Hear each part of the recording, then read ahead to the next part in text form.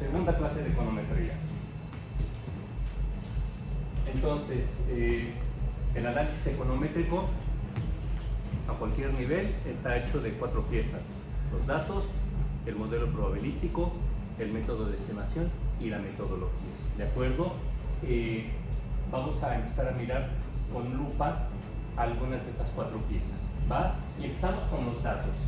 Y en primer lugar, la etiqueta científica que nos referimos, que tenemos que utilizar para referirnos a los datos, a los numeritos, son datos, ¿verdad? No indicadores, como en muchas ocasiones el INEGI se refiere a los datos.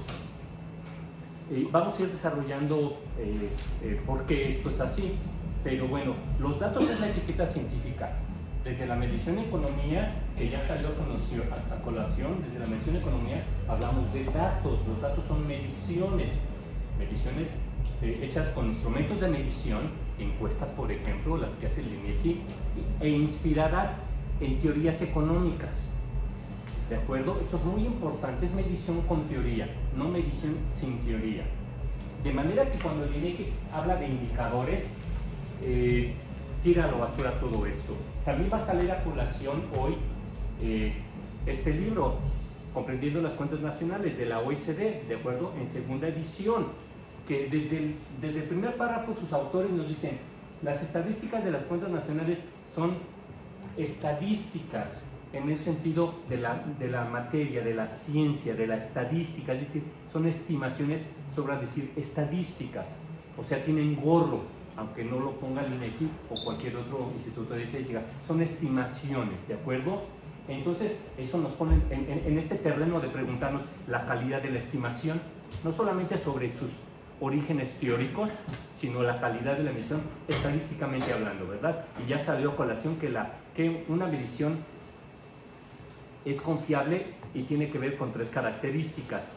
La confiabilidad estadística, ¿qué tan reliable dicen en inglés? La exactitud, la precisión y la invariancia.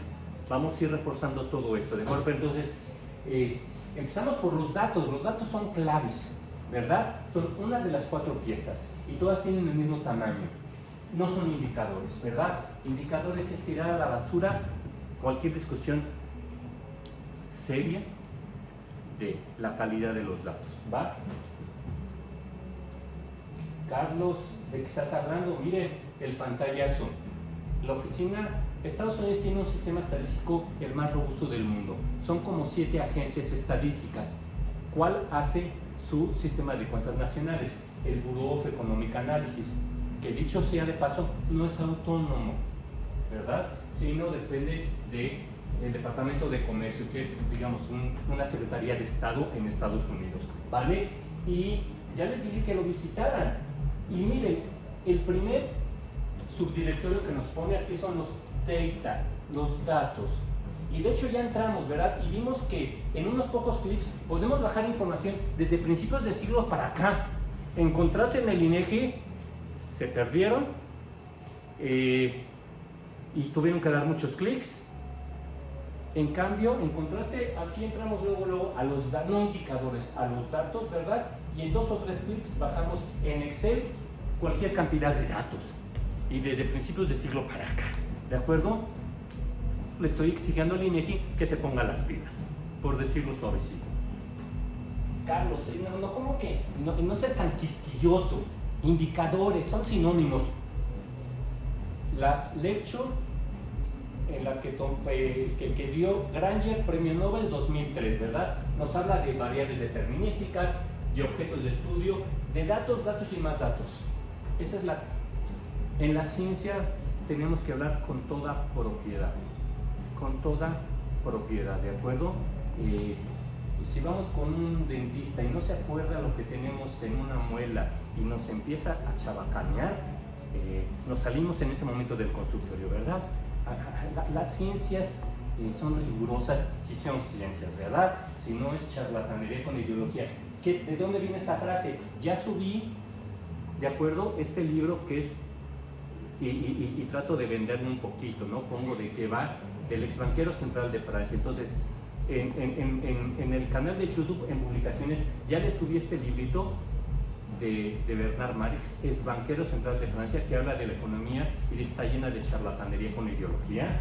Ya también subí una carpeta con este libro, la segunda edición, sus versiones español y tanta otra literatura, ¿verdad? Libro publicado por la OSD, ¿de acuerdo? En la que nos dicen, desde el primer párrafo, lo vamos a leer, las cuentas de CN son estadísticas, por su sentido estadístico profundo. Y lo primero que nos tenemos que preguntar es sobre su exactitud. Lo vamos a recordar, ¿de acuerdo? Capítulo 1. Y también yo recibí este libro, que es el Gurú Internacional de la Medición en Economía. Y desde la página 4 ya leímos ¿qué es la medición en economía? El análisis econométrico, el análisis, el estudio del sistema de cuentas nacionales, la teoría y práctica de los números índices que está detrás de las cuentas nacionales, entre otras materias. Ya también lo subí, lo tienen disponible. ¿Qué más? ¿De qué va la econometría entonces, según Granger? Vas. El análisis de variables probabilísticas o estocásticas con propiedades no estándar. Muy bien, entonces, la econometría, como las matemáticas, tiene que ver con variables, ¿verdad? Variables.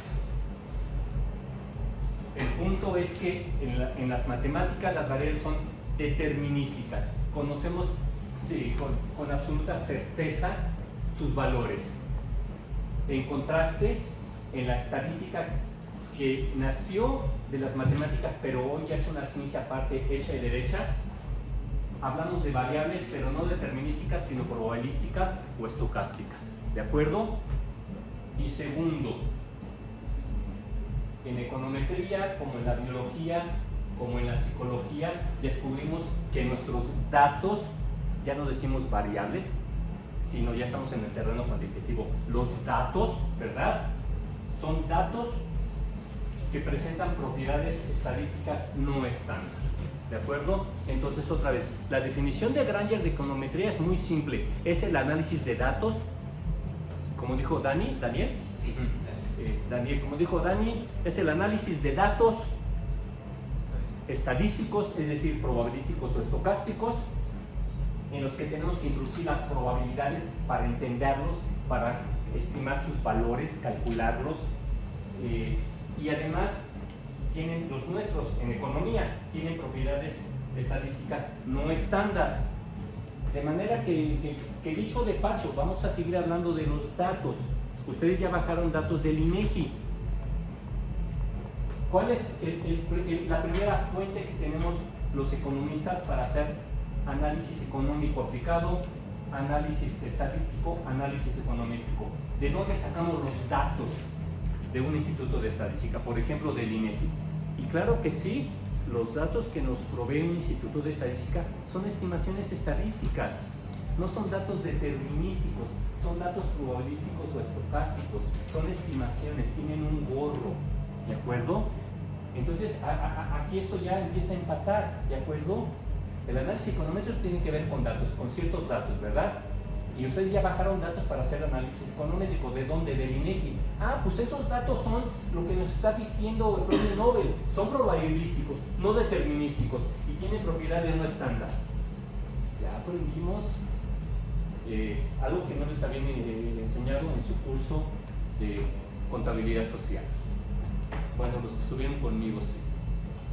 Qué arrogante, ¿verdad? Claro que sí. Entonces, ¿qué es un proceso determinístico? Ya quedamos, un progresivo. Aquí tengo 64 datos. ¿Y qué valor va a tomar el siguiente? En el siguiente T. Aquí tengo el dato 1, 2, 3, 4, 5, 6, 7, 8, 9. Tengo desde el 61 al 24. Y el último dato tiene un valor de 64. En el 25, ¿qué valor va a tener la variable? 65. Tenemos el algoritmo en la cabeza. Lo descubrimos sin ningún problema. N más 1. Ese es un proceso determinístico, ¿verdad? Por eso tuvimos que inventar otra ciencia, la estadística y la econometría en particular, porque los datos en economía no evolucionan de manera determinística, sino de manera estocástica. Este es el PIB mundial entre el 61 y el 2024, ¿de acuerdo?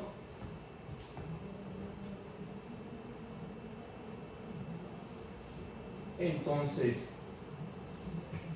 ¿cuál es la principal característica que distingue a los datos en economía? Y acabamos de enterarnos que también la biología y la psicología respecto a los datos probabilísticos que hay en otras ciencias. ¿Cuál es esa? ¿Por qué son no estándar? La principal característica. Por su periodicidad. No, la periodicidad tiene que ver con cada cuándo se miden. Y los datos pueden ser cada 10 años, censos, cada 5 años, cada año, cada trimestre, cada mes. Eso es la periodicidad o frecuencia. No tiene que ver con esta discusión, ¿de acuerdo? Vas. Sí, su no estacionalidad. Los datos en economía y en otras ciencias típicamente son no estacionarios. ¿Qué quiere decir eso? No son aplanados. Estos son datos estacionarios, aplanados. 3 características de los datos no estacionarios. Su media cambia con el tiempo, es decir, una media no es informativa. Su media cambia con el tiempo, depende del tiempo, de hecho. Su varianza es creciente, ¿de acuerdo? Su variabilidad, su varianza medida así, ¿verdad? O desviación estándar es creciente, también depende del tiempo y es creciente, ¿de acuerdo? Y otra característica muy importante, la palabreja les va a costar trabajo al principio entenderla, tienen fuerte autocorrelación serial. O sea, el valor de esta variable tiene mucho que ver con el variable anterior, y con el anterior y con el anterior. Autocorrelación serial. Son series de tiempo. Y entonces, estas variables no estacionarias tienen mucho que ver con sus valores antecedentes. Eso es fuerte autocorrelación serial. Y aquí lo están viendo.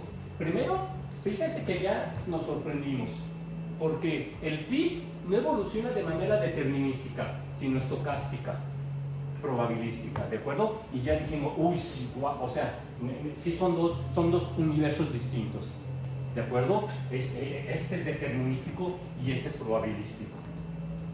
Pero miren, ¿qué estoy diciendo? Que tienen, la media depende del tiempo, su varianza es creciente y tienen fuerte autocorrelación serial. Esos son variables no estacionarias. Pero le saqué su tasa de crecimiento al PIB mundial en volumen y a la huella ecológica y las aplané, ¿verdad? Entonces puedo ir de variables no estacionarias a variables estacionarias, ¿de acuerdo? Le saqué, dicho como lo hicimos en estadística, su primera diferencia, ¿de acuerdo? Las aplané, son sus tasas de crecimiento. Ya recordamos que una tasa de crecimiento mide el cambio de una variable de un t a otro t.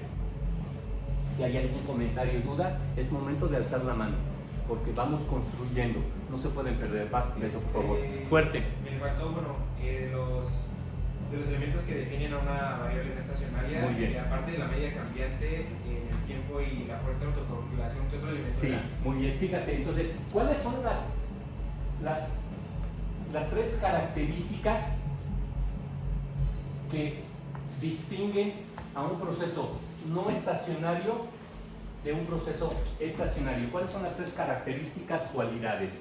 1. La media cambia en el tiempo. ¿Y qué quiere? ¿Y cómo se dice esto estrictamente? La media depende del tiempo. ¿Cuál es la media de esta variable? Pues depende cuándo la esté midiendo, porque una media no es informativa. Entonces, si yo quiero analizar el siglo, ¿verdad?, de la economía mundial, agarro sus datos y veo cuántas medias son convenientes.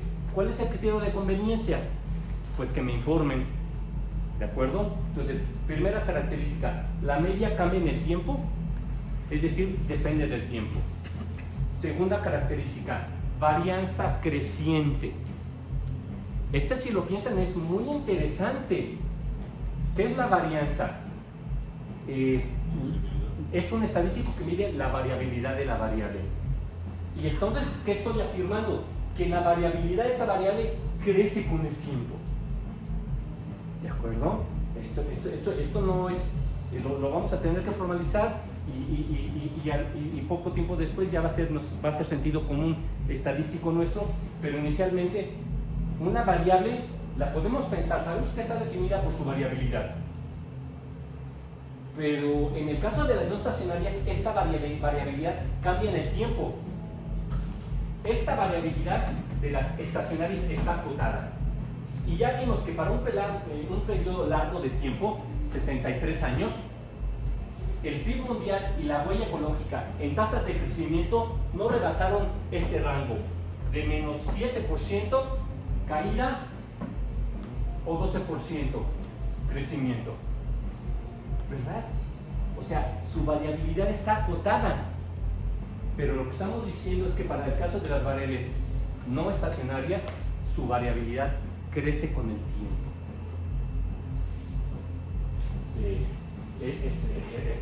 Esto nos lleva a alertar, ¿de acuerdo? Sabemos que una variable está definida por su variabilidad y estamos diciendo que en el caso de las no estacionarias su variabilidad es creciente. Su varianza es creciente. Tercera característica, fuerte autocorrelación serial. No débil, sino fuerte. ¿Qué quiere decir eso? Alguien, por favor. Entonces, este es el PIB mundial en miles de millones de dólares a precios del 2015. ¿Cuánto va a ser el PIB en el 2025? ¿Se atreverían a pronosticarlo? Sí. Echando mano de esa fuerte autocorrelación serial. El valor siguiente se va a parecer mucho a este valor. ¿Están de acuerdo? Sí. Se va a parecer mucho. Esa es la debilidad y fortaleza. Fuerte autocorrelación serial quiere decir que las observaciones pasadas me informan mucho respecto a los siguientes valores. En contraste, si vemos variables estacionarias, en este caso las tasas de crecimiento, híjole, ¿cuál es la del PIB mundial? Esta. Bueno, miren, el PIB mundial creció 4%, poco menos, algo así, el 2024, el 2023 un poquito más, el 2022 pues ya un muchito más, casi el doble. No sé si empiezan a darse cuenta que con otras palabras, en contraste, las variables estacionarias, es decir, aplanadas, tienen un valor medio de referencia, un atractor, y sobre ese atractor hay una vecindad. Ya describí la vecindad. Aquí puede haber choques, y ya los vimos, el 2008, el 2020, COVID, pero más temprano que tarde, los valores que toman las variables estacionarias regresan a ese punto de referencia, a esos valores medios que andan por aquí, 3.44 en el caso del PIB. Entonces, ya estamos contrastando. No estacionarias, la media depende del tiempo. Estacionarias, la varianza es el atractor, sirve como punto de referencia y provoca una vecindad, se dice. Segunda, aquí la varianza es creciente, aquí la varianza es acotada, ¿verdad? O sea, miren que podemos llegar a suponer que se puede rebasar este rango de valores. Sí, claro que sí, pero miren, ya pasamos en la economía mundial por el 2008, crisis mundial, la crisis COVID. ¿Se acuerdan cuando estudiaron la caída del sistema Bretton Woods, la paridad dólar-oro en los 70? Ya sé, no habían nacido, ¿de acuerdo? Pero a ver, ya pasaron eventos catastróficos, o bajémosle de tono, choques económicos, no económicos y de otro calibre, ¿no? Se cae el sistema, los acuerdos de Bretton Woods desde la Segunda Guerra Mundial en los 70. Y esta es la vecindad, ¿de acuerdo? Tercera característica, fuerte autocorrelación serial. El PIB en el 2025 se va a parecer mucho al del 2024, ¿de acuerdo? En contraste, visto en tasas, Ya sé que esto es inicialmente difícil de pensar. Visto en casas, bueno, es que miren, sí, a ver, igual se va a parecer, pero igual no, ¿verdad? Porque ya vimos que de un año a otro sí puede... ¿Aquí cuántas caídas tenemos en el PIB? Aquí, pues básicamente, ¿verdad? Bueno, aquí en los 80, ¿verdad? Entonces, hay algunas caídas, ¿verdad? Pero además, miren, no fueron abruptas, fíjense, ¿verdad? Los valores se parecen. No es que haya saltado de aquí hasta acá, no. Fue un año, otro año, otro año, otro año, ¿sí? Aquí un año, otro año, ¿verdad? O sea, no son saltos abruptos en el nivel del PIB mundial. Pero aquí sí hay saltos abruptos, es decir, en las variables, en las series de tiempo estacionarias, la autocorrelación serial no es fuerte, sino débil. Se dice, no es strong, sino weak. Así se dice en estadística. ¿De acuerdo? Entonces ya hablamos de la media, como en el caso de las variables estacionarias representa el atractor, es decir, hay una vecindad. De estas tres características, Beto, se desprende, si fuera matemática es un corolario, hay una implicación aquí. ¿Qué provoca estas tres características de las no estacionarias y de las estacionarias? De las no estacionarias y de las estacionarias. Que si reciben un shock de oferta, de demanda, se puede demostrar, lo vamos a hacer, que rápidamente los valores que toman las estacionarias regresan a esta vecindad. Claro que un choque puede mover a la variable, ¿verdad? Pero más temprano que tarde desaparece ese choque. Dicho matemáticamente, desaparece, se diluye, es cero, ¿verdad? Pero si a una variable no estacionaria le damos un choque, ese no desaparece con el tiempo. Modifica el valor en el futuro de esa variable no estacionaria. Esto es muy interesante porque es estadística, pero es estadística aplicada a la economía, de manera que ustedes tienen que leer esto así, en esta clave. ¿Estamos aprendiendo estadística? Sí. Pero además esta estadística aplicada a variables con propiedades estadísticas no estándar. Lo que nos obliga, claro, que estar viendo las variables estadísticas con propiedades estándar, o sea, que estamos aprendiendo mucho. Y dos, siempre pensando en el área de economía. Esta variable puede recibir un choque, o también la huella ecológica, que tiene que ver con la contaminación en un sentido amplio y con el manejo de residuos en el planeta entero. Reciben un choque y ese choque va a afectar su valor, no va a desaparecer. ¿De acuerdo? Es algo que también cuesta trabajo, porque luego vamos a ver las definiciones y vamos a hablar de infinito. Entonces, a ver, esto es una abstracción de las matemáticas, infinito, ¿verdad? Siempre es un reto pensarlo. Ya vimos la medida, esta es la variabilidad de la variable. La primera medida de variabilidad que tenemos es la desviación estándar. Si no le quito la raíz, es la varianza, ya quedamos en eso. El coeficiente de asimetría, en una normal, ¿cuánto es el coeficiente de asimetría? 0, ¿verdad? Y el coeficiente de kurtosis es 3. Muy bien, ¿de acuerdo? Y ya quedamos que en una normal, en una distribución normal,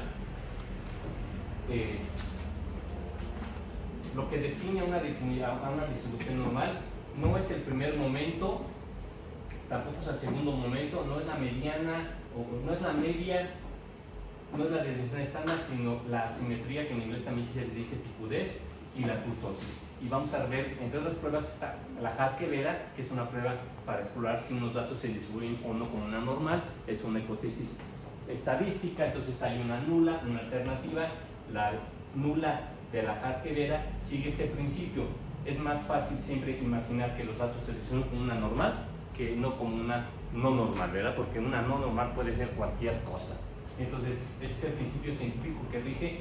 En las pruebas estadísticas tenemos dos hipótesis, la nula y la alternativa.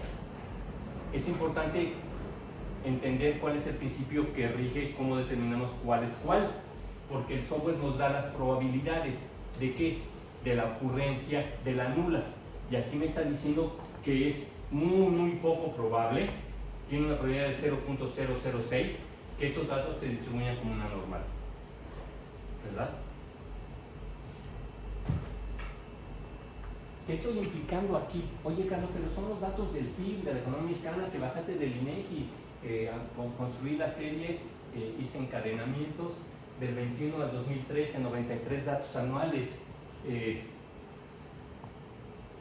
Lo que pasa es que otra vez, acuérdense que estas son estimaciones estadísticas, sobra decir, ¿verdad? Y que son un pedacito. Pretenden hablar de la economía mexicana, pero no son la economía mexicana. No confundamos la medición con el objeto de estudio. Y ya nos dijeron Leclerc y Blades, en Comprendiendo las Cuentas Nacionales, que el PIB y el resto de variables de un sistema de cuentas nacionales está lejos, muy lejos, lo estoy citando Ixfaro, está lejos, muy lejos de ser exactas al nivel de millones. Entonces estamos en el terreno estadístico.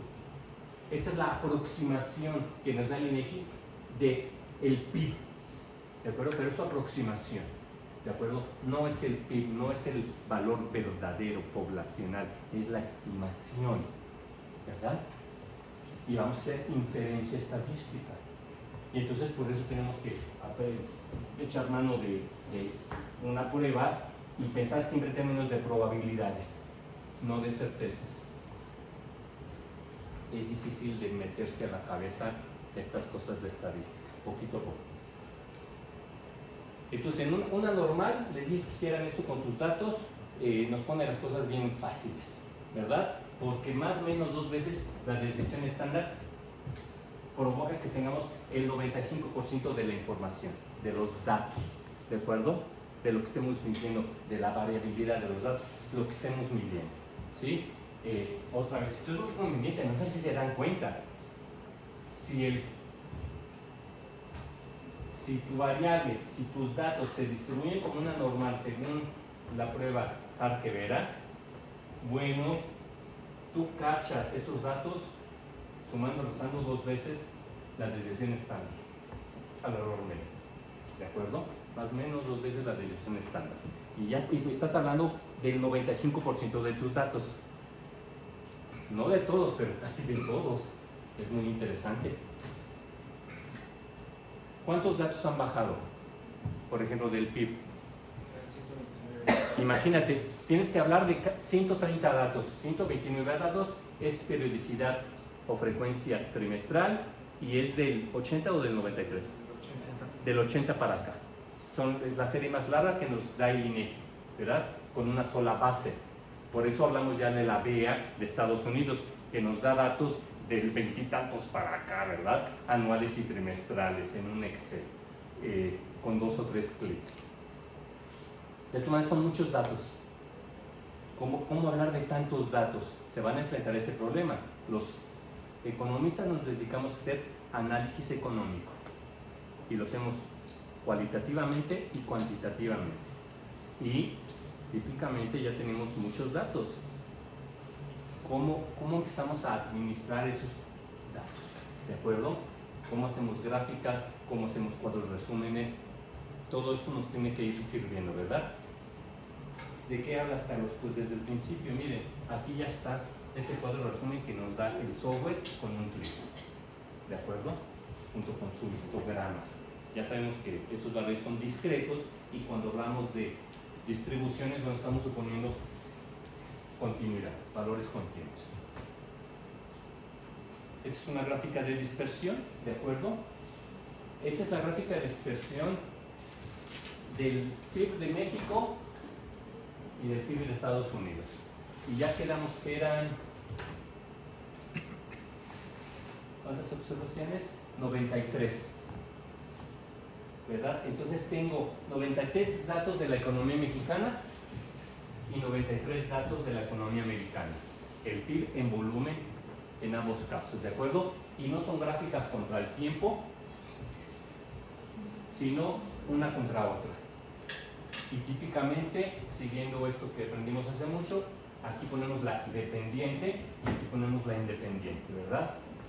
Y entonces les dije, tienen que empezar a pensar esta gráfica de dispersión. ¿Qué les dice?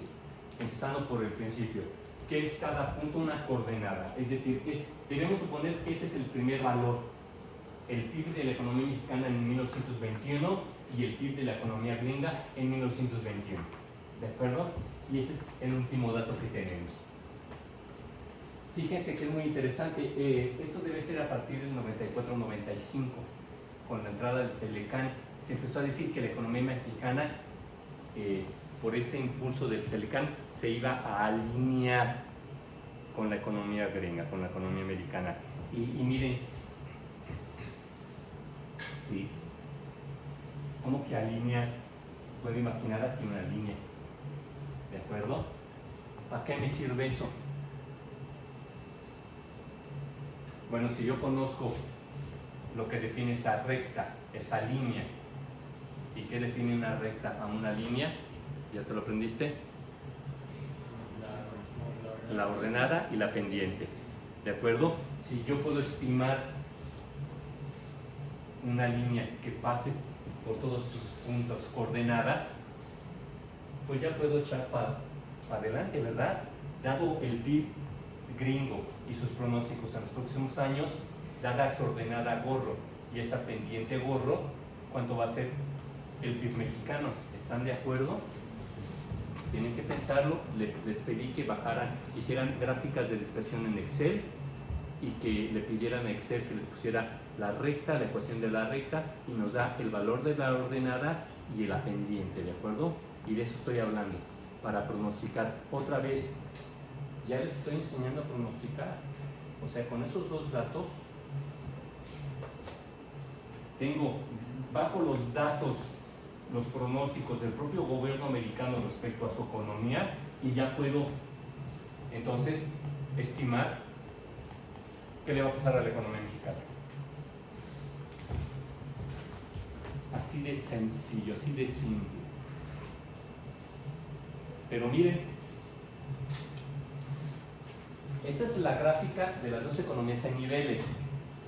Y los niveles de estas economías son variables estacionarias o no estacionarias.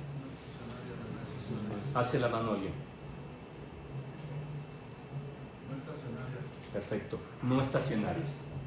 O sea, los niveles típicamente de las variables en economía se comportan como variables no estacionarias. Los niveles, el nivel del PIB, sea la economía mexicana o la economía gringa, no estacionarias, ¿de acuerdo?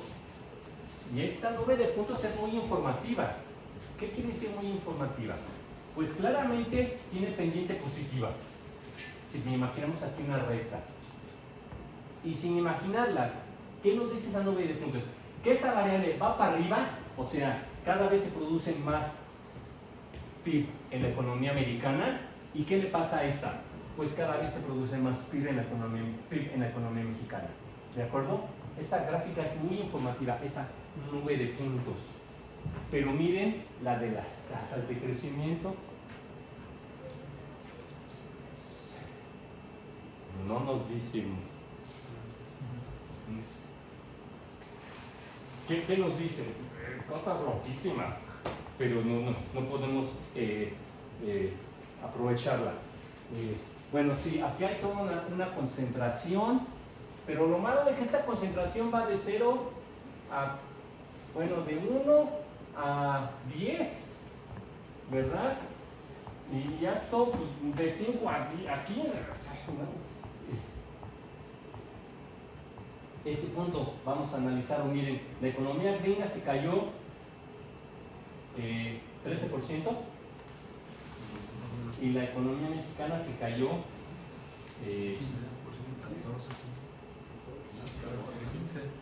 15, ¿de acuerdo? Pero es una nube de puntos muy poco informativa. Es muy interesante porque la nube de puntos de las variables no estacionarias son jugosas. Pero las gráficas de dispersión de las variables estacionarias aplanadas nos dicen muy poco. Entonces, ya tenemos que dar el siguiente paso estadístico. Medida para asociar dos variables. ¿Qué es una variable? ¿Qué define una variable? Su variabilidad. ¿Y qué define otra variable? Su variabilidad. Si yo quiero analizar si dos variables tienen que ver o no, ¿qué analizo? Su variabilidad. ¿Verdad? Una variable está definida por su variabilidad. Otra variable, como cualquier otra, está definida por su variabilidad. Si me pregunto, ¿dos variables tienen que ver? Están asociadas. Fíjense que la palabra, no me digan otra cosa, es asociadas. ¿Verdad? Porque tiene implicaciones. La otra vez con un compañero dijo, hay una relación, espérate, eso ya es un bicho matemático, espérate. Están asociadas. ¿Cómo probamos entonces si dos variables están asociadas estadísticamente? Pues vemos sus tripas, es decir, su variabilidad y su variabilidad. Y entonces la covarianza de dos variables es sacar la variabilidad de cada variable. Si tengo 120 datos, tengo 120 variabilidades, 120 variabilidades y multiplico y sumo eso y divido entre t. ¿Cuál es el tema aquí? Sí, me va a dar información. ¿Qué valores puede tomar una covarianza? ¿Alguna intuición? Positivo o negativo. Positivo, negativo o cero. Positivo quiere decir que hay una asociación positiva. Negativo, que hay una asociación negativa. O cero, no hay asociación. ¿De qué estás hablando, Carlos? Mírenlo aquí. Valores más positivos respecto al valor medio tienen que ver con valores más positivos respecto a su valor medio. Aquí la covarianza va a ser positiva.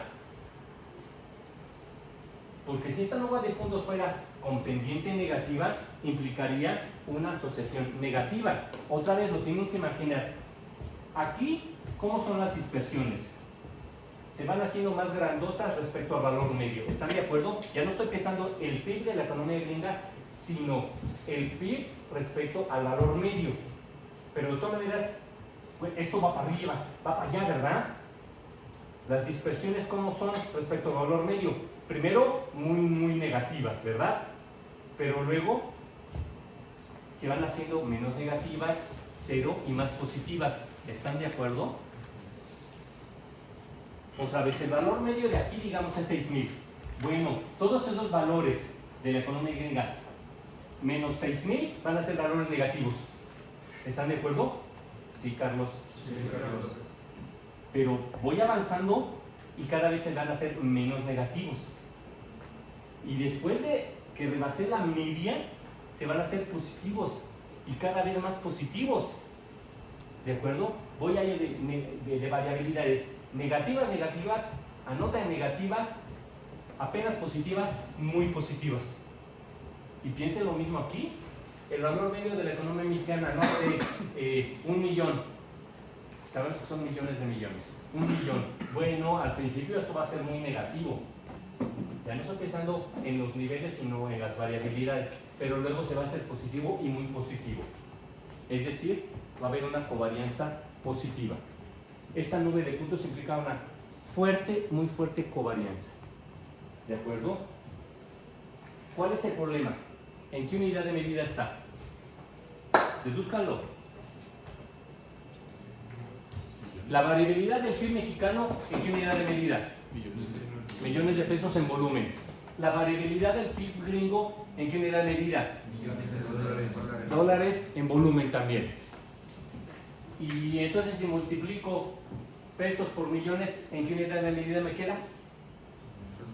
Pesos por millones, pesos por dólares en volumen. Millones de pesos en volumen por millones de dólares en volumen. Es que estaba echando un trago y lo suspendí.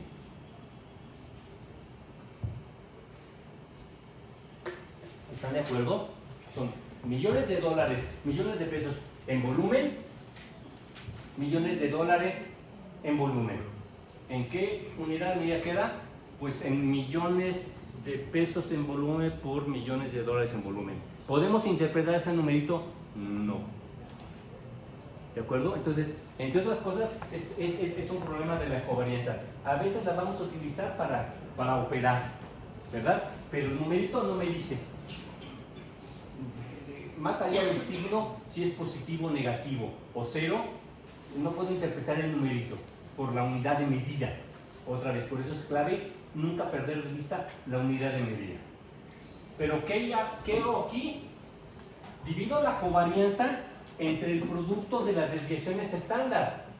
Y la desviación estándar del PIB gringo está en millones de dólares en volumen. Y la desviación estándar del PIB mexicano está en millones de pesos en volumen.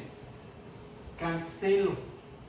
Y se puede demostrar que este es el coeficiente de correlación, que es un estadístico que también mide el grado de asociación lineal entre un par de variables. Se me olvidó comentarlo. La covarianza mide el grado de asociación lineal entre dos variables. Lineal. ¿Podría repetirlo, por favor? La covarianza mide el grado de asociación lineal entre un par de variables. También la correlación, también el coeficiente de correlación. También el coeficiente de correlación es un estadístico que mide el grado de asociación lineal entre un par de variables. Miren lo mismo. De hecho, uno está hecho del otro. ¿Cuál es el punto? Que la covarianza, más allá de que el signo nos informa si la asociación es positiva, negativa o cero, no existe. No, cero quiere decir que no hay asociación lineal entre este par de variables. ¿Qué es lineal? Pues que se puede representar, que esa asociación se puede representar como una línea. ¿De acuerdo? Que se aproxima a una línea. En contraste, el coeficiente de correlación, que no es otra cosa más que la covarianza estandarizada, se dice. ¿Y qué utilizamos para estandarizar? Dividimos la covarianza entre el producto, acá hay un por, el producto de las desviaciones estándar de ambas variables, lo que me permite cancelar unidades y en los libros de estadística lo revisan. Este estadístico está entre -1 hasta 1 pasando por 0. -1 implica una correlación, una asociación lineal negativa perfecta, -1, más 1 implica una asociación lineal positiva perfecta. Está en los libros. 0, ausencia de correlación lineal. Porque puede haber asociaciones no lineales. ¿De acuerdo? Ahorita les voy a recordar eso. Pues díganme. Fuerte, por favor. Tenía entendido que había dos maneras de medir la correlación. Estaba la correlación de Pearson y la de Spearman. Y la de Pearson es la que mide la asociación lineal. No, mira, otra vez. Podemos tener variantes de este bicho. ¿De acuerdo? Y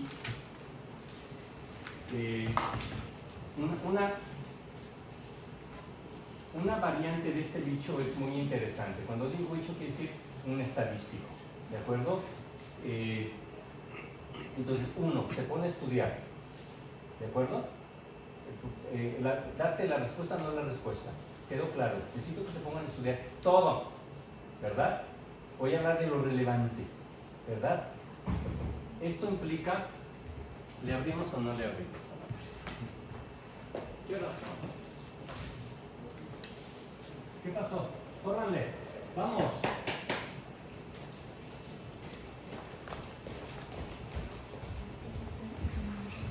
Qué bueno que llegaron, no lleguen tarde.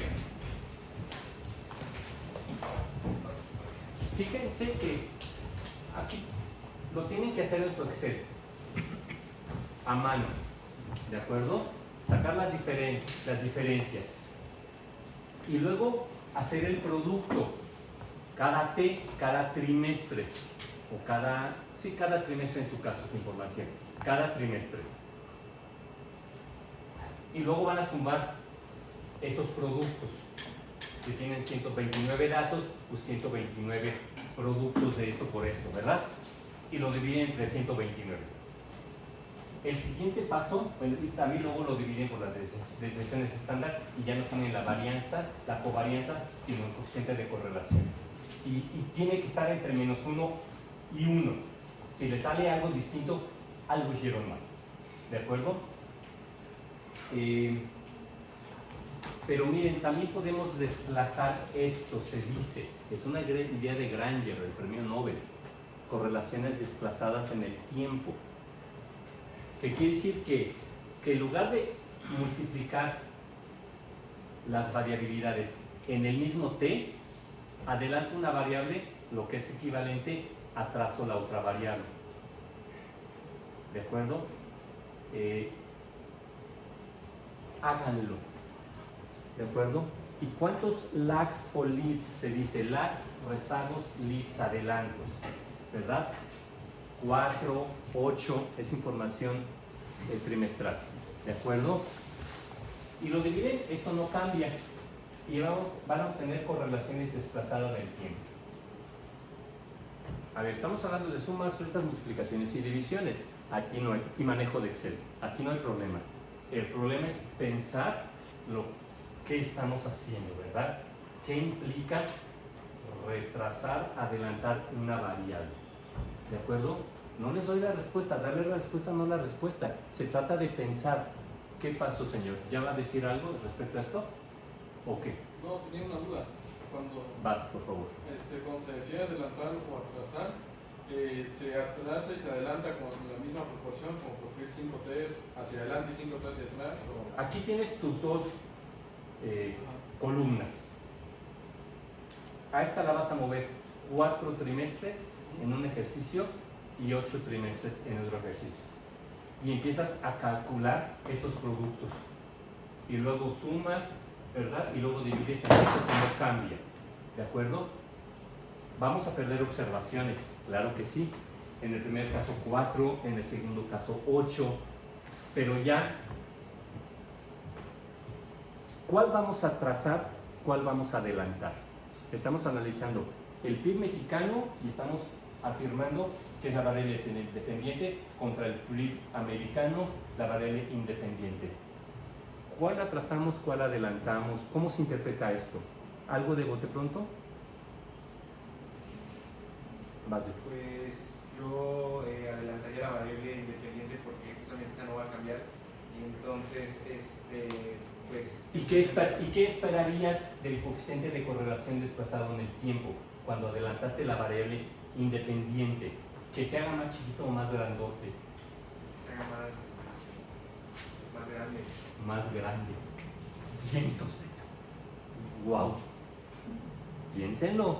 A ver, la economía mexicana depende de la economía americana. Esto no lo estamos explorando aquí porque esto es asociación. Pero nuestro telón de fondo es decir, una variable depende de la otra variable. Y ahora voy a mover a la economía americana. Y voy a sacar las covarianzas. Y luego la correlación, las correlaciones desplazadas en el tiempo. Si es cierto que la economía mexicana depende de la economía gringa, esa correlación contemporánea, ya le tuve que poner nombre a esta, porque es en el mismo T. Esa correlación contemporánea va a ser menor que la correlación desplazada en el tiempo. Ya le tuve que poner apellido a las correlaciones. Esta correlación es la correlación contemporánea.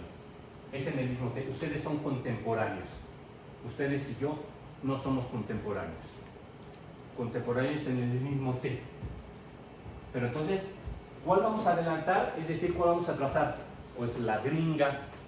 Y vamos a ver si esa correlación se fortalece. Y si se fortalece, si crece el numerito, si se aproxima más a 1, ¿qué nos está sugiriendo? Porque esto es un estadístico, ¿de acuerdo? ¿Qué quiere decir con un estadístico? Este numerito no cambia si pongo esta aquí y esta acá. es una obviedad. No cambia el numerito. Es decir, no importa el papel que le estoy dando a esta como independiente o a esta como dependiente. Esta covarianza va a ser el mismo numerito si los cambio de posición. Es una tontería esto. Pero ¿para dónde vamos? Que esto nos sirve para medir el grado de asociación. No de qué es causa y qué es efecto. Nada más es una asociación. ¿De acuerdo? Estadística. No, aquí no estamos diciendo ni una palabra de que una depende de la otra. Con ese estadístico.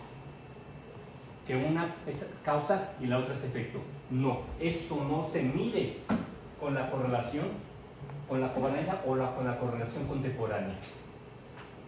Pero ya con la correlación desplazada en el tiempo, y lo van a hacer en su Excel, ya dimos el siguiente paso. No solamente, primero empezamos analizando variables contra el tiempo, separadas, gráficas contra el tiempo. Siguiente paso, gráficas de dispersión. Ya nos preguntamos si hay asociación estadística entre este par de variables. Asociación estadística. Siguiente paso, nos preguntamos, ¿una es causa y la otra es efecto? Son preguntas cualitativas completamente distintas. ¿Están de acuerdo? Uno es el análisis univariante. Una variable por separado, otra variable por separado. Análisis univariante. Siguiente paso, análisis bivariante, pero estadístico básico. ¿Están asociadas o no están asociadas? Siguiente paso, que ya es la ciencia. Preguntarse causas y efectos. ¿Cuál es causa? No solamente están asociadas estadísticamente, sus variabilidades están asociadas estadísticamente. Siguiente pregunta, ¿una es causa y otra es efecto? ¿Verdad? Y la correlación desplazada en el tiempo ya es el primer pasito que damos ya en este tercer nivel. ¿Va? Mírenlo. Estas son gráficas de dispersión, pero ya estilizadas. ¿Por qué estilizadas, Carlos? Porque miren, aquí obtuve, estas son coordenadas de este par de variables. Pero ¿qué tienen de bonito? Porque están estilizadas, se dice, porque puedo imaginar una recta de regresión sobre ellas. Una recta, perdón. Una recta, ecuación de la recta.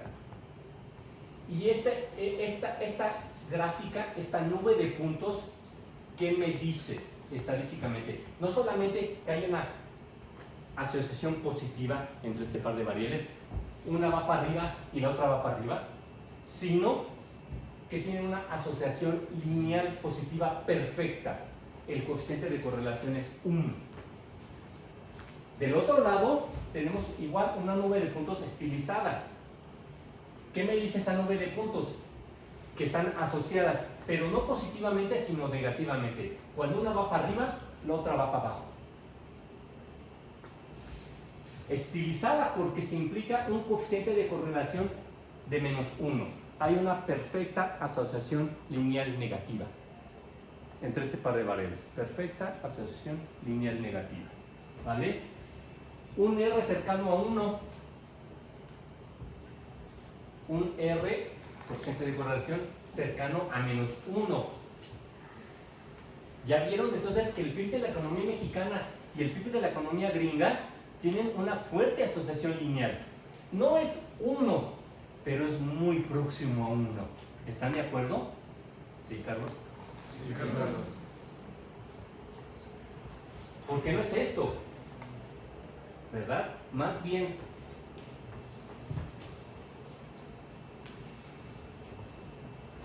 ¿qué coeficiente de correlación le echan ahí? Cercano a 1. A ver, yo me lo sé. Entonces, hagan su guesstimate. Apúntenlo, porque si no hay herd behavior, comportamiento de manada. Apunten, un coeficiente de correlación es una estimación suya, abuelo de pájaro, por eso se dice guesstimate. Yo creo, guess es en inglés, yo creo, es una guesstimate. ¿Qué hace la mano? ¿Qué coeficiente? Ya apúntenlo, estamos jugando para divertirnos. Vas, Dani, ¿cuánto le pusiste? 0.945. 0.79. ¿Alguien más? ¿Cero? No, eso no es posible, señorita. No, esto tiene que ser próximo a 1. Hay que llegar a la puntual. Qué bueno que participó. Pero ya aprendiste algo. Esta nube de puntos es informativa.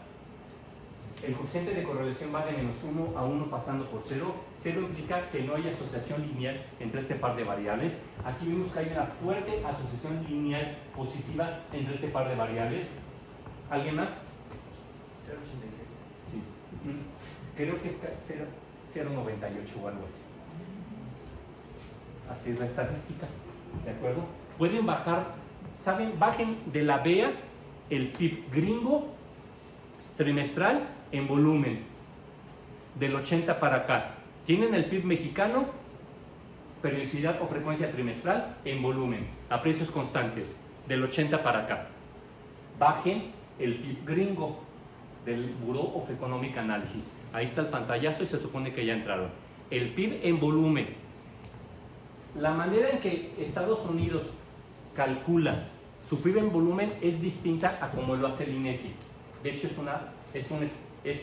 utilizan un número de índice superior.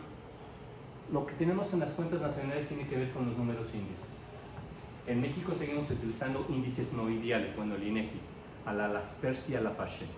En Estados Unidos ya utilizan índices a la Fisher, ¿de acuerdo? Y de hecho las recomendaciones, cada 5 años que viene el Fondo Monetario Internacional y revisa el quehacer del INEGI es ya cambia de números índices, ¿de acuerdo? No lo ha hecho el INEGI. Pero entonces van a encontrar que su PIB es a dólares constantes y dicen encadenado, chain, de cadena, chain, encadenado. Pero ya les di la pista, van a bajar el PIB americano en volumen, es decir, dólares encadenados. Y van a sacar esta gráfica y la covarianza y la correlación y vamos a ver a cuánto llega. Del 80 para acá con datos trimestrales. Va a ser divertido. Tienen que hacerlo en Excel. Van a conocer mejor no solamente el INEGI, sino la BEA. Somos economistas norteamericanos. ¿De acuerdo? ¡Auch! Pero sí. Esta nube de ser positivo, pero cercano a 0. No, la nube de puntos era más bien algo así. Digo, esto está estilizado, es un libro de texto, ¿verdad? Pero esa más bien así se parecía, ¿no? Positiva, pero cercana a 0. Negativa, correlación, pero cercana a 0. No informativa. Es un R igual a 0. Coeficiente de correlación implica, esta nube de puntos, si la obtiene con 2 variables, implica que no, según este estadístico que mide el grado de asociación lineal entre un par de variables, bueno, su correlación es de 0. No hay asociación lineal entre este par de variables. ¿Pero por qué es lineal? Porque miren, la correlación aquí es de 0. Pero esto, ¿qué implica? Hay casos en economía. Esto implica una no linealidad y de las... Pensar no linealidades... esta no linealidad ya es un bicho más difícil de pensar, pero ¿qué nos dice? Aquí puedo imaginar una recta con pendiente negativa y aquí una recta con pendiente positiva. ¿De acuerdo? Entonces, otra vez, si yo utilizo este estadístico para medir la asociación entre este par de variables y se me olvida que es un estadístico que mide la asociación lineal y nada más veo el 0, voy a decir, no tienen que ver. No tienen que ver linealmente. Porque no linealmente, claro que tienen que ver, es más, una es el cuadrado de la otra. ¿De acuerdo? Entonces, a ver, la herramienta, la matemática y la estadística se pueden utilizar muy bien o tremendamente mal. ¿De acuerdo? Este es un bicho muy, muy interesante porque nos dice, mientras que los valores toman estos valores, hay ciertos umbrales, thresholds se dice, umbrales. Esta crece y esta decrece. Pero después de cierto valor, después de cierto umbral, esta crece y esta empieza a crecer. O sea, la asociación pasó de negativa a positiva. Y hay variables económicas, pares de variables económicas que se comportan así. Les pongo el ejemplo emblemático. Es de Joseph Stiglitz, el premio Nobel. ¿Vale?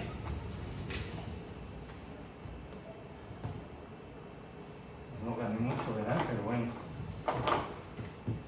No, ignoren eso. Esto. Es el mismo bicho, pero en lugar de que la panza va para abajo, va para arriba. ¿De acuerdo? ¿Y qué nos puso aquí Stiglitz, el premio Nobel? ¿Qué variable nos puso aquí? Nos puso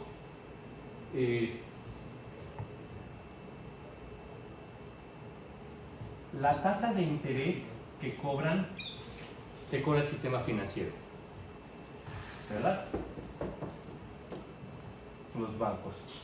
Y aquí el rendimiento, las ganancias de los bancos, para que me entiendan. Las ganancias del sistema financiero. Y esa es la tasa de interés activa, es decir, la que nos cobra el sistema financiero. Y es muy interesante, porque el sistema financiero le encanta cobrarnos intereses, intereses y más intereses sobre intereses. ¿Se acuerdan? Y claro que al hacer esto va ganando más y más y más y más. Pero va a llegar un punto, un umbral, en el que si continúa subiéndole a la tasa de interés, en lugar de ganar más, va a empezar a ganar menos. Porque hay un problema de selección adversa. Lo inventó el premio Nobel Stiglitz, Joseph Stiglitz. ¿Qué es eso de selección adversa? Es que yo me acerco al sistema financiero, tengo un proyecto de inversión que promete muy buenos rendimientos, es jugoso, pero siempre al lado de lo jugoso está un mayor riesgo. Entonces, el sistema financiero me presta, me cobra una tasa de interés. Y hasta aquí todo va muy bien. El punto es que, ¿qué proyectos financieros van a estar dispuestos a pagar estas altísimas tasas de interés? Los que prometen las mayores ganancias, pero son esperadas. ¿Vamos bien? El punto es que, otra vez, a esos proyectos que prometen jugosas ganancias, de la mano traen un mayor riesgo y muchos de ellos van a fracasar. Y entonces los bancos, en lugar de ganar más, empiezan a perder. ¿Sí? Va a haber una selección adversa. De manera que, otra vez, es una muy buena lección para el sistema financiero, porque los bancos a la mexicana ya sabemos que cobran y cobran y cobran, y luego se quejan porque hay default, porque las personas no les pagan sus tasas de interés, físicas o morales. Oye, pues ponte a leer esto, que es literatura de los años 80, yo creo. Entonces, este es un caso en que hay una fuerte asociación entre un par de variables, pero no lineal. Su coeficiente de correlación sería 0 si lo calculamos.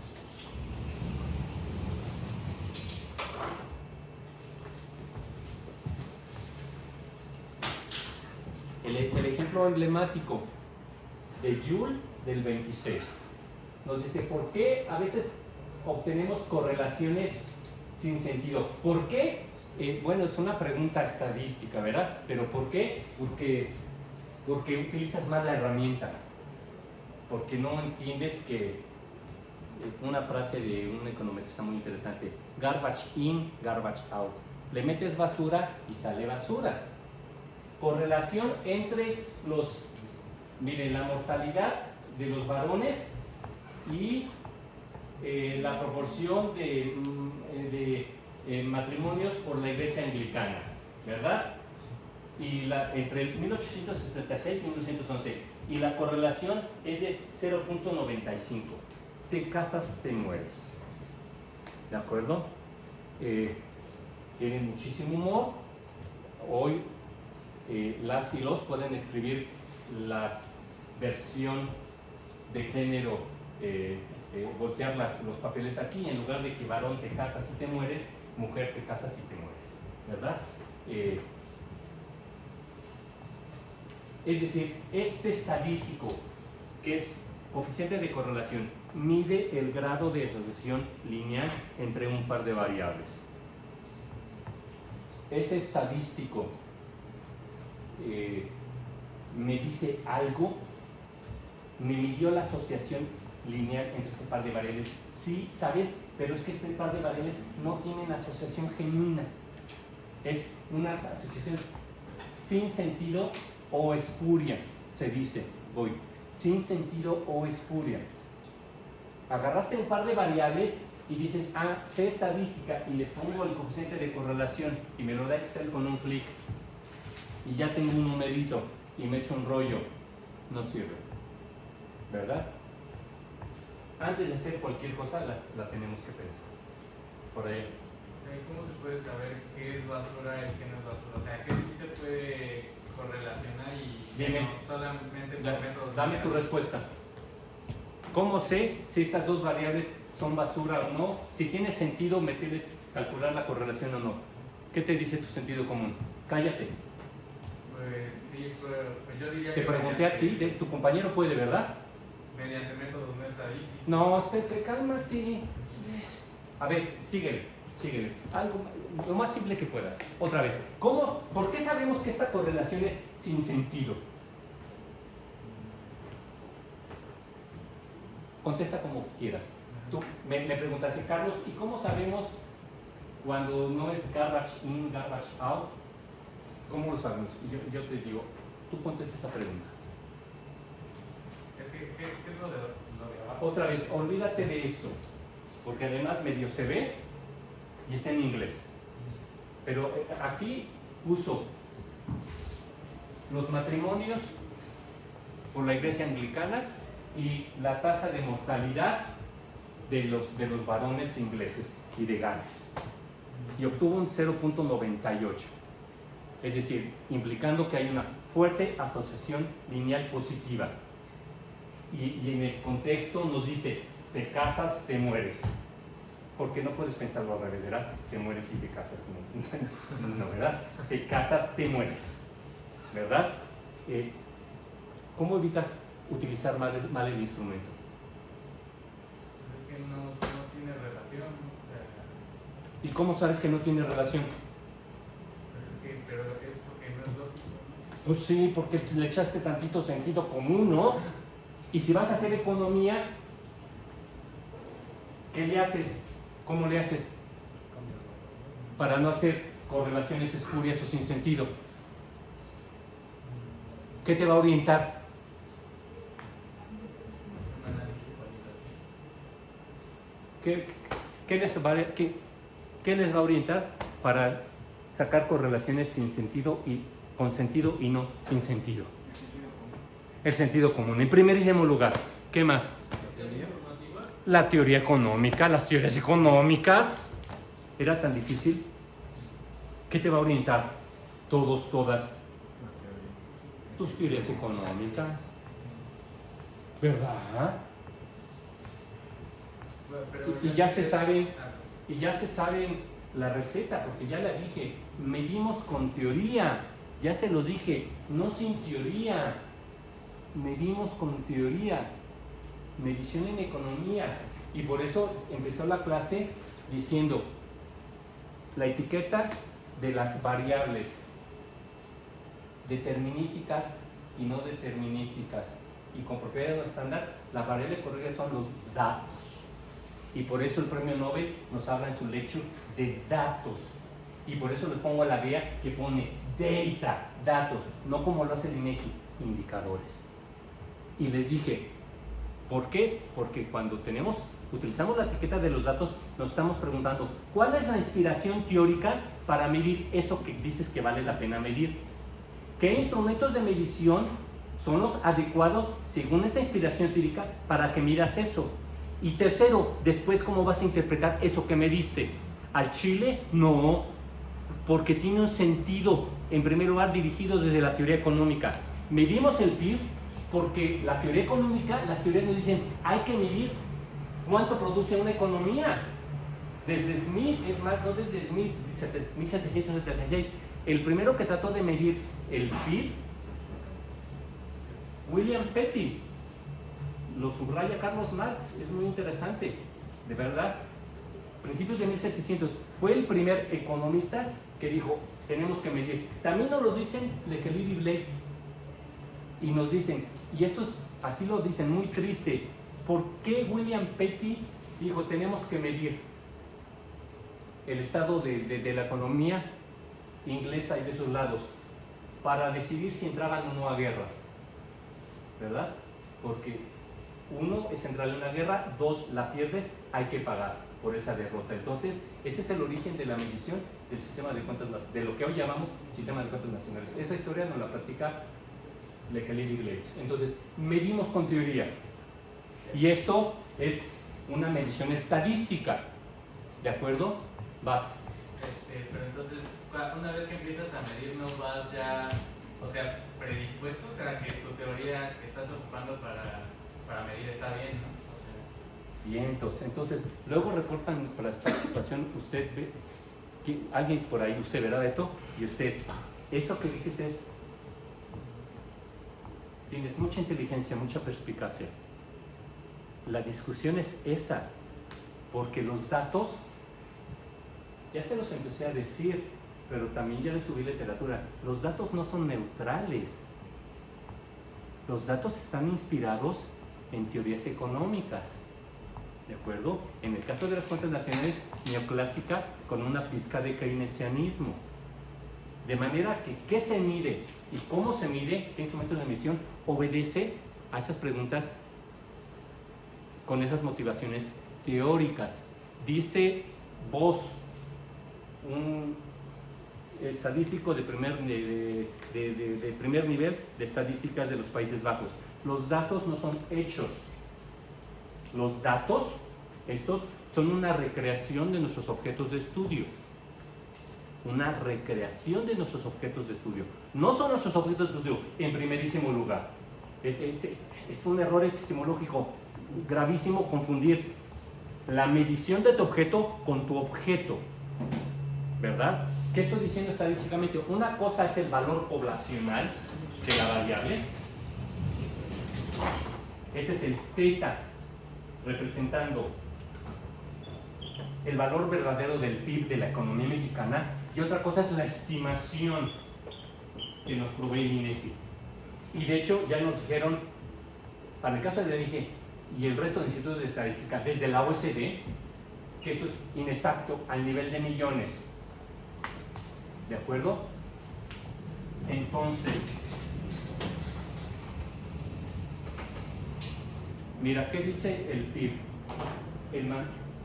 ¿Cuál es el libro de cabecera de una agencia estadística? El Handbook of National Accounts. ¿De acuerdo? ¿Y qué dice desde las primeras páginas el Handbook de National Accounts, versión 2008? Es un manual escrito por muchas agencias. La mano la lleva el Departamento de Estadística de las Naciones Unidas. ¿De acuerdo? Es la versión 2008, publicada en 2009. Dice, te lo digo en qué página.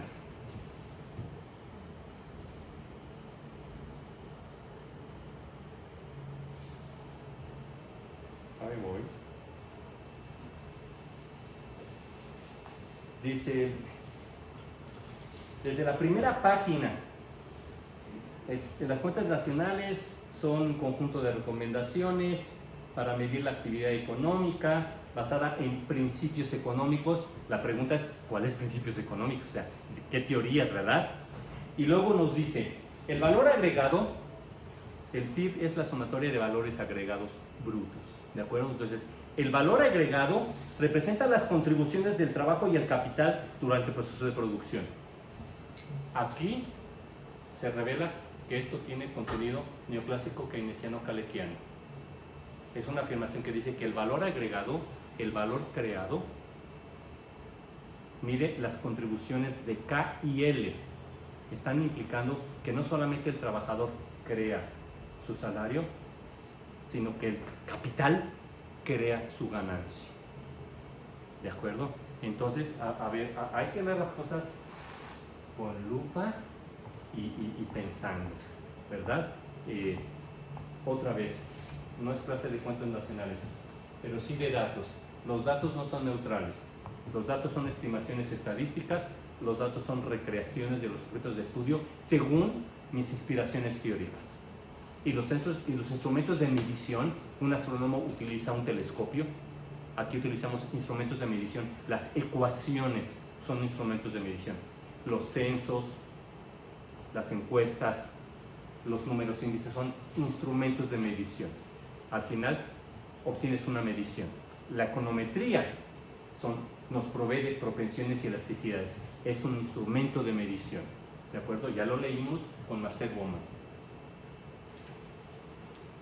Las mediciones, los datos son recreaciones, no son hechos, no son neutrales, obedecen a ciertos principios teóricos.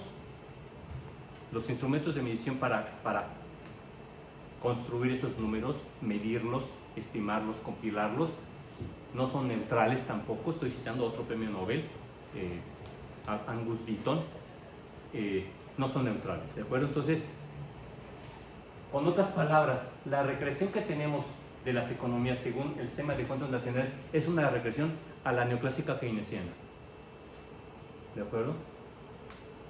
Que implica estas definiciones, la acabo de leer, según las cuentas nacionales, primera página, el valor agregado mide las contribuciones de K y L. ¿De qué estoy hablando? De que estamos echando mano de la función de producción, que dice que tanto K como L crean valor, generan nuevo valor. Es una redundancia, ¿de acuerdo? Y ese es su punto de vista. Déjenme decirlo suavecito, porque Smith, Ricardo y Marx dicen que solamente el trabajo vivo crea nuevo valor y que lo que recibe el capital, el retorno, la ganancia, los profits, los rendimientos, no son otra cosa que producto del trabajo no pagado. Desde la primera línea no la suelta el manual del sistema de cuentas nacionales. Esta no es clase de teoría económica, pero simplemente lo estoy diciendo, hay que leer bien y entender el ABC. Los datos no pueden ser neutrales, no pueden ser neutrales, sería medición sin teoría. Y los datos obedecen, tienen inspiración desde las teorías económicas. Igual aquí, no sé si sigamos jugando con esto. ¿Quién le habrá recomendado a Joule que hiciera esa correlación espuria o sin sentido? A ver, podemos suponer a ver, hipótesis, entiendan de qué estamos hablando, por favor. Ahora vamos a divertirnos un poquito más. Es que, ¿saben? Joule ya llevaba 4 matrimonios y cada uno lo llevó al borde de la muerte. Y entonces dijo, tengo que medirlo. O sea, estoy simplemente ilustrando que, ¿por qué se le ocurrió? ¿Verdad? Bueno, queríamos poner un punto, ¿verdad? Hablar de las correlaciones sin sentido o espurias. Y es un tema clave,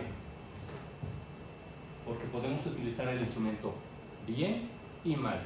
Y por eso el banquero central de Francia habla de que la economía está llena de charlatanería con ideología. ¿De acuerdo? Y el primer capítulo es sobre Marshall, el papa neoclásico. El segundo es sobre Keynes. El segundo es sobre Schumpeter. Y el tercero es sobre Keynes. Para ilustrar la charlatanería con ideología. Ya tienen el PDF en el canal. ¿De acuerdo? Otra vez, la estadística se puede utilizar muy mal. Vamos a ver después a Granger, no con correlaciones espurias, sino con regresiones espurias o sin sentido. Entonces, esa es la misma nube de puntos que ya vieron. ¿La reconocen? Sí, Carlos. Sí, ¿verdad? Pero ya tuve esa recta de regresión. Y como como cualquier recta, está definida por una ordenada y por una pendiente. El punto es que ahorita, ¿cómo calculé? ¿Cómo estimé?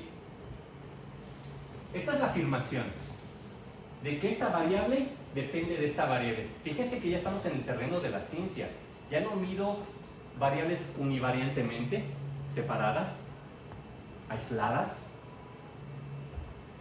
Ya no soy en el terreno de la asociación lineal o no lineal entre variables. Ya soy en el terreno de qué es causa y qué es efecto. Y aquí estoy declarando que esta es la endógena y esta es la exógena. Y aquí tenemos la pendiente, la ordenada al origen. Esta pendiente puede ser una propensión marginal o una elasticidad. ¿De acuerdo? ¿Pero qué valores toma Carlos? Este es el modelo clásico de regresión lineal. Apliqué los mínimos cuadrados ordinarios, la técnica de estimación, y obtuve estos gorros, los HAT, los valores estimados de estos coeficientes o parámetros. ¿Y cuánto es la ordenada? ¿Cuánto es el beta 1 gorro? Pues más o menos por aquí. ¿Y cuánto es la pendiente de esto? Pues tampoco se verá. ¿En qué unidad de medida está? Bueno, es pesos en volumen entre dólares en volumen. ¿Vale? Les comentaba que esto es muy interesante, porque la técnica de estimación, los mínimos cuadrados ordinarios, los conocemos desde 1800. Los inventaron independientemente Legendre y Gauss, ese alemán, muy famoso, ¿de acuerdo? ¿Por qué les llama la atención esto? Otra vez, este es el modelo clásico de regresión lineal. Y ya sabemos que Christopher Sims echó para adelante la frontera de conocimiento en términos del modelo probabilístico. Este es el modelo clásico de regresión lineal. Y él habló de modelos de vectores autorregresivos. Ya con verlo sabemos que es un modelo clásico de regresión lineal, porque si fuera un modelo VAR, aquí estoy implicando que esta depende de esta, y estos son los coeficientes o parámetros relevantes. Pero siempre se pregunta, oye, ¿y qué tal si tu teoría está mal de fondo? O sea, tu teoría te dice que esta depende de esta, pero ¿qué tal? Implicando que esta es endógena y esta es exógena. Pero ¿qué tal si hay retroalimentación? Que esta también depende de esta. Y entonces incluimos una segunda ecuación en la que xt es igual a alfa 1 más alfa 2 yt más otro ut. Es el ut1, un ut2. Ya tendremos dos ecuaciones. Y eso sería un modelo VAR, un modelo de vectores autorregresivos. El paper de Sims, Christopher Sims, se los dije, es de 1980 y se llama Macroeconomía y Realidad, Macroeconomics and Reality. El título, ¿cómo lo debe entender? Muy provocador, diciendo, los macroeconomistas no están hablando de la realidad, están hablando de sus pinches rollos, de su charlatanería con ideología, pero no tiene que ver con la realidad. Premio Nobel, Christopher Sims, lo voy a subir también, 1980, Macroeconomía Realidad. En ese paper introdujo los modelos de vectores autorregresivos, criticando lo caprichoso que son las teorías económicas. Aquí declararse que ese es endógeno y ese es exógeno. Oye, y si invertimos los papeles y si reconocemos que la causalidad no solamente va en una dirección, sino es bidireccional, eso implica matemáticamente, sencillamente, que necesito otra ecuación. Entonces, estamos realizando el modelo de clasificación lineal, después los modelos de vectores autorregresivos son modelos probabilísticos. Este último es la frontera de conocimiento, fue propuesto por Christopher Sims, fue premio Nobel en 1980.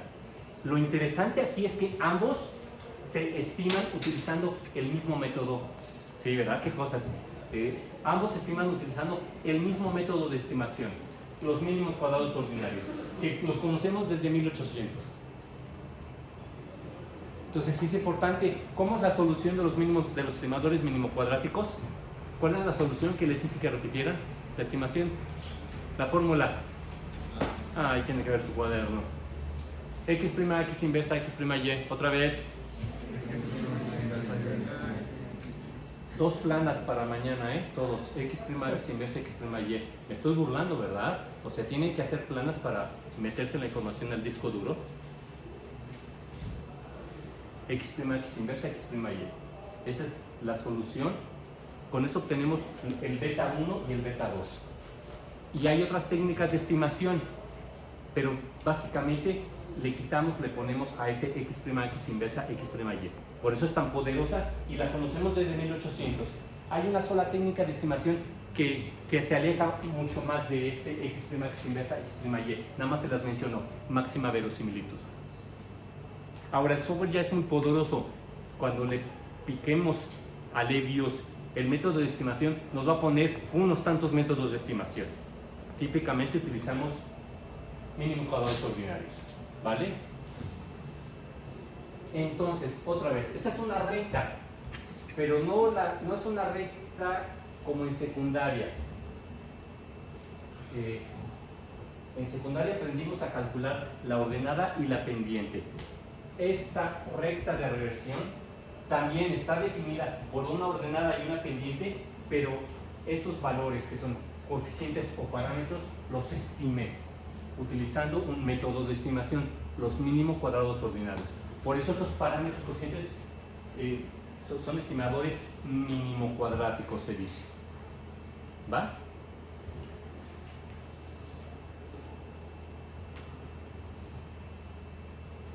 Es el modelo clásico de regresión lineal.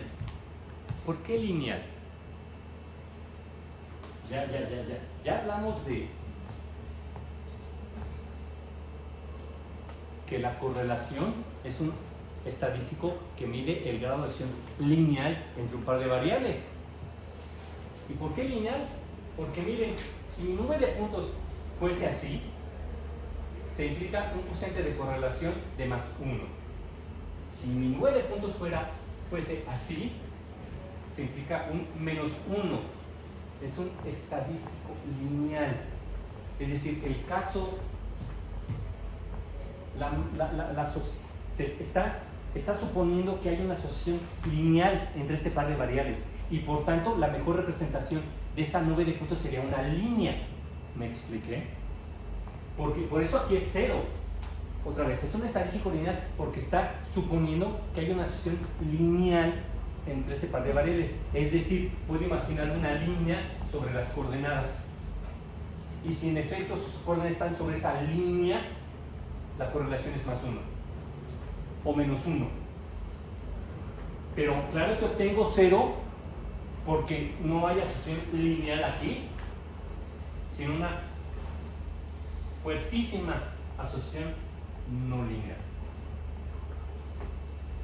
Por analogía, ¿por qué este es el modelo clásico de regresión lineal?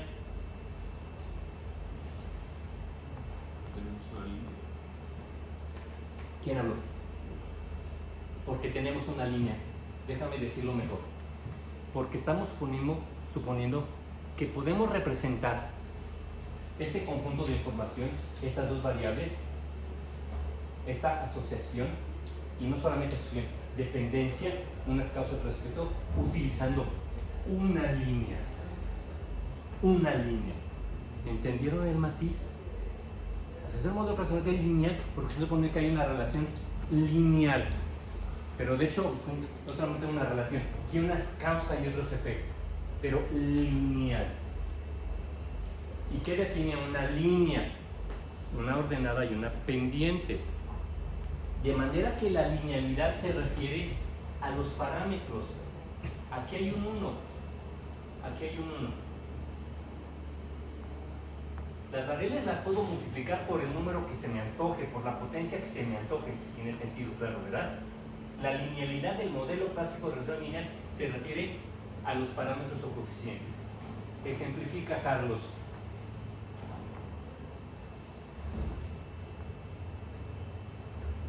¿Qué tal si suponemos un par de economías que están fuertes, son vecinas, tienen fuertes vínculos, pero sí, después de un punto, se fortalecen esos vínculos institucionalmente o se debilitan. ¿De acuerdo? Este parámetro coeficiente tomó un valor. ¿De acuerdo? Digamos, próximo a 1. Y puede ser una elasticidad o una propensión, no me acuerdo. Pero ¿qué tal si después de un T, otra vez, por ejemplo del Telecán, se fortaleció la asociación económica entre este par de países, entre este par de economías? Entonces, esto tendría que cambiar. ¿Están de acuerdo? Esto es una obviedad. O sea, este parámetro me mide el grado de asociación que hay entre este par de variables. Y de hecho me está diciendo que esta es la causa y este es el efecto. Otra vez, cuando estudiamos micro o macro, nos habla de propensiones y elasticidades. ¿Y qué nos miden las elasticidades o elasticidades? El cambio de una variable y cómo responde el cambio de otra variable. Eso nos pide las propensiones y las elasticidades, ¿verdad? ¿Vamos bien? Es el ABC. O sea, en teorías económicas nos ponen funciones y nos ponen ciertos número de argumentos en las funciones. Y dicen, esta variable, la cantidad demandada de I, depende del ingreso y de los precios relativos. Lo siguiente es ver las elasticidades, ¿verdad? Y si son positivas, negativas, y si son 1, más que 1, menor que 1. ¿De acuerdo? ¿Y por qué? Porque una cosa es la afirmación de que una variable depende de otras variables y que podemos medir entonces el efecto de esas variables sobre la primera variable utilizando propensiones o elasticidades según la forma funcional de la función. ¿De acuerdo? Entonces aquí estoy midiendo el efecto de la economía gringa sobre la economía mexicana, ya sea propensión o elasticidad, me toca un cacahuate. Estoy midiendo el efecto cuantitativo que tiene esta variable sobre esta variable. Pero ¿qué tal si durante el tiempo cambió, tomó otro valor este beta 2, corro? Ah, pues eso sería una no linealidad. Eso salió demasiado bonito, estilizado, parece que es a propósito, pero ¿qué tal si la nube de puntos es más bien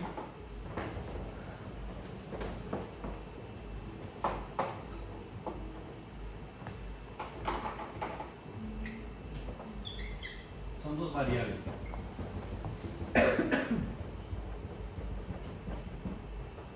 Miren, aquí ya impliqué dos cosas, una no linealidad, ¿están de acuerdo? Porque puedo aproximarlo por una línea, sí, pero una mejor representación de esto, que es la linealidad, una representación de un vínculo entre este par de variables aquí. Aquí se implicaba esta pendiente, ya me quedó muy feito, perdón, y a partir de aquí, esta pendiente. ¿Verdad? ¿Están de acuerdo? Sí, ¿verdad? O sea, aquí hay una inclinación y aquí hay otra inclinación. Y esto en econometría se llama, es un parámetro y otro parámetro. Pero el punto es que en el modelo clásico de regresión lineal solamente estoy suponiendo que a lo largo de la muestra hay un solo parámetro.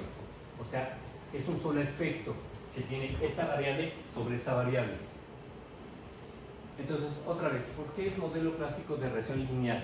Porque así como la correlación supone una asociación lineal y por eso se representan los extremos más 1 menos 1 por una nube de puntos sobre una recta, aquí el modelo clásico de la regresión lineal está suponiendo que hay un solo efecto a lo largo de la muestra. Que cómo le pega esta variable a esta variable se mide por uno y un solo efecto, que es un numerito, que es la pendiente, pero que aquí le llamamos propensión o elasticidad. ¿Va?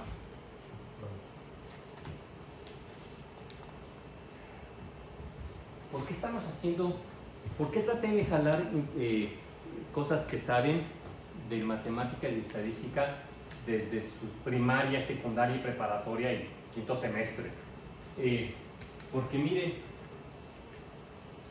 ese beta 2, que ya dijimos que aquí hay un 1, que es un bicho lineal, y que me mide cuantitativamente qué le pasa a una economía y cómo responde la otra.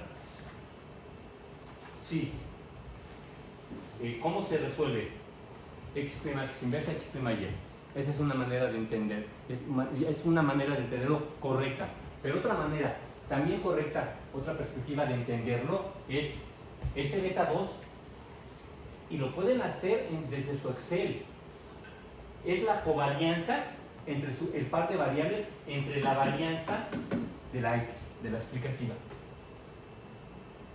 Le pueden pedir al software, ponme la ecuación y alguien ya lo hizo, ¿no? Por lo menos Dani ya lo hizo, pero supongo que ya lo hicieron más de uno. ¿Quiénes ya hicieron eso en su Excel? Honestamente, hacen la manita.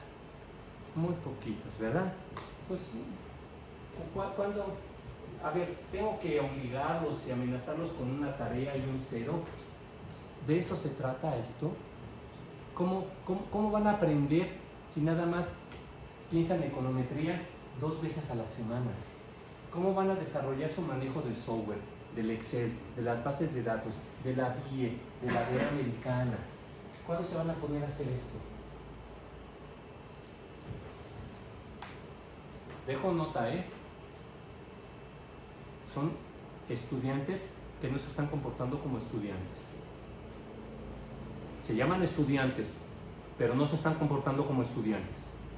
Son unos farsantes. Ya llevamos 10 clases, un mes, y no han podido hacer una gráfica de dispersión, bajando datos de la BIE del INEGI. Y pedirle con un clic al software que me ponga los numeritos. Nada más están, otra vez, su estrategia exitosa, porque ya llegaron hasta aquí y van a obtener su grado, y van a acceder a un posgrado, y van a obtener sus grados. Pero es que el sistema educativo es un fracaso. ¿Cuál es tu estrategia? A ver qué cacho. Y con lo que cacho, después hago lo que el profesor me diga para evaluar y obtengo mis 8, 9 y 10. ¿Qué promedio traen de la carrera? Por favor, presuman. ¿Qué promedio traen? Vamos. 8, ¿qué? 8. 8.2. Muy bueno, ¿no? ¿Usted? 8.9. ¿Quién da más? ¿Quién da más? 7, no más. Vamos, hay más de 8.9. No sean modestos y modestas, ¿verdad? La siguiente pregunta es, ¿y lo vale? No, sentido genuino, Y esa le responden cada uno de ustedes. Pero mi punto de vista es que, uno, no se están comportando como estudiantes, sino como farsantes. Se los digo en su cara. 2, ¿cuál es la estrategia que ha sido exitosa? A ver qué cacho. Y con eso paso las materias. Y aún con 8, 9 y 10. Créanme, no es suficiente. Se los tengo que decir. Ya sé que igual nadie se los ha dicho. ¿Por qué van a dejar? ¿Sabe? Porque al final del día les importan un cacahuate como estudiantes. Y lo que hacen aquí les importa un cacahuate. Lo hacen por dinero. Ya no los dijo Ordín, todo tiene un precio. ¿Verdad?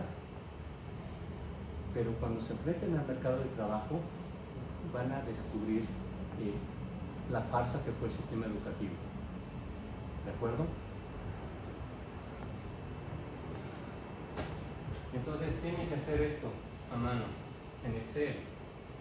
Porque miren, que yo les diga que el beta 1 y el beta 2 los obtuvimos resolviendo este problema de álgebra X', X inversa, X', Y, dice muy poco. ¿De acuerdo? Pero por eso traté de recobrar todo este día de qué es una variable y su variabilidad, cómo se mide por una covarianza, una correlación, siguiente paso, qué es causa, qué es efecto. El beta 2 también es igual, se puede demostrar que es la covarianza estandarizada, pero no como la correlación, que es el producto de las desviaciones estándar, sino por la varianza de X. ¿De acuerdo? Y los invito a que lo hagan a mano. ¿Qué quiero decir? Es que x' x inversa nos dice muy poco.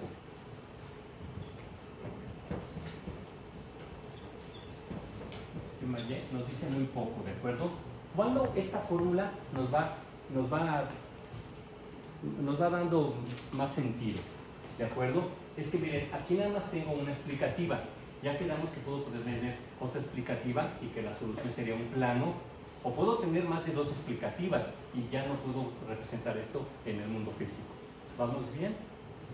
Entonces aquí tengo nada más una variable contra una variable, pero puedo tener otra explicativa. Todavía lo puedo representar, la xt y la zt. Y puedo todavía incluir otra variable, la wt, pero ya no puedo representar esto. ¿Qué es esta matriz X? Pues X son, una columna es lo que va a ser la constante, ¿de acuerdo? Aquí voy a tener 120 observaciones, desde 1 hasta la 120. El PIB mexicano 129, ¿verdad? El PIB mexicano trimestral desde el 80 para acá. Y lo voy a explicar por el PIB gringo, ¿de acuerdo?